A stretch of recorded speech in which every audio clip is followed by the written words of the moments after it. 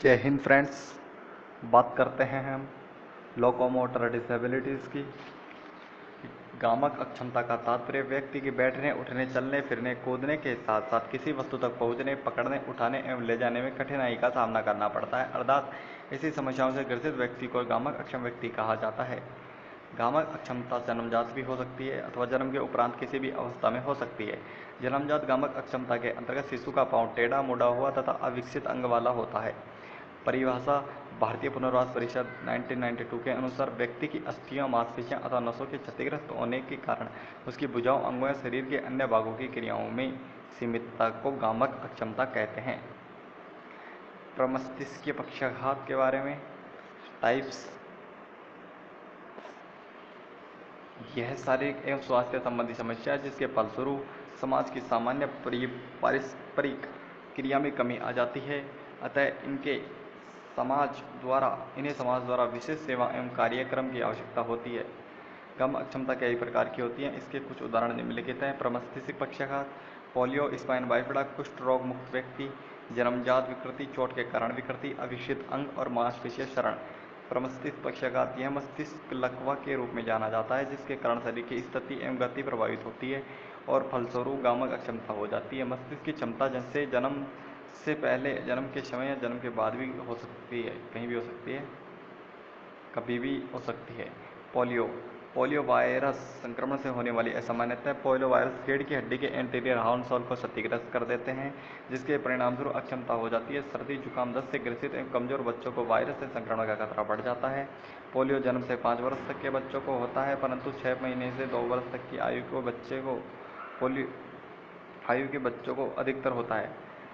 18 महीने तक की उम्र के बच्चे अधिक संख्या में पोलियो से ग्रसित पाए जाते हैं। वायरस का संक्रमण गति को नियंत्रित करने वाली नाड़ियों की कोशिकाओं को प्रभावित करता है। ऐसे वातावरण जहां पोषण की स्थिति खराब तथा शौचालय की कमी होती है, वहां पोलियोग्रस्त बच्चे के मल से यह वायरस स्वस्थ बच्चे के मुंह तक पहुंचकर उसे प्रभावित करते हैं। ये वायरस पीने के पानी का खाद्य पदार्थों में मक्खियों द्वारा या गंदे हाथों द्वारा पहुंचकर दूसरे बच्चों को प्रभावित कर देते हैं। यदि वातावरण अच्छा भी है तो भी वहाँ खांसी या छींक द्वारा ग्रसित बच्चे से यह बच्चे स्वस्थ बच्चे को जाकर के प्रभावित कर सकते हैं। यह वायरस स्पाइनल कॉर्ड के इंटीरियर हॉर्न सेल के ग्रे मैटर को भेजता है। इसी इंटीरियर नर्व की क्षति के कारण मांसपेशियां, विशेषकर शरीर के निचले हिस्से में तनाव शिथिलियां कम हो जाता है। पोलियो के मुख्य 3 वायरस हैं, लियोन, लैसिंग और ब्रोंसाइट।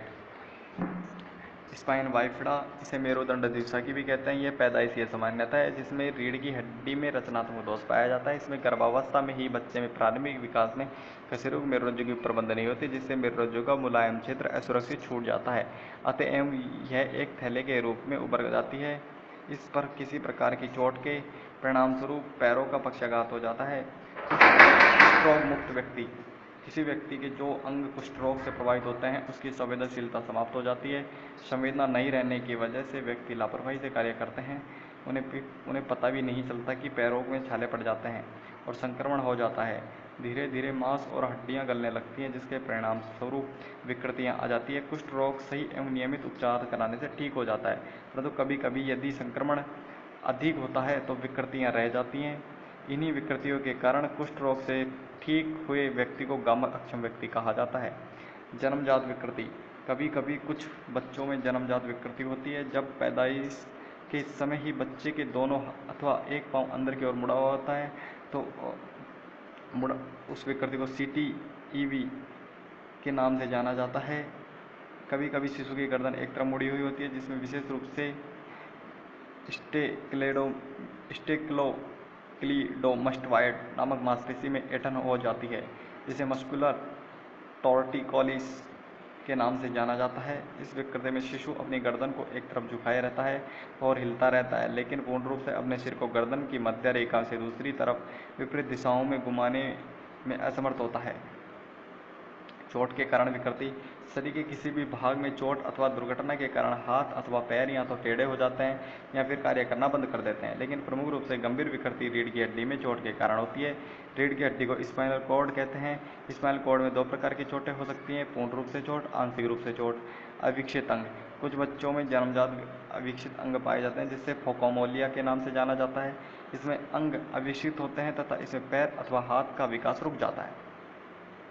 मांसपेशी क्षरण यह एक ऐसी आक्रामक विकृति है जिसमें बच्चे का जन्म सामान्य होता है एवं जन्म के 3 वर्ष के उपरांत उसकी मांसपेशियों में विकृति शुरू हो जाती है।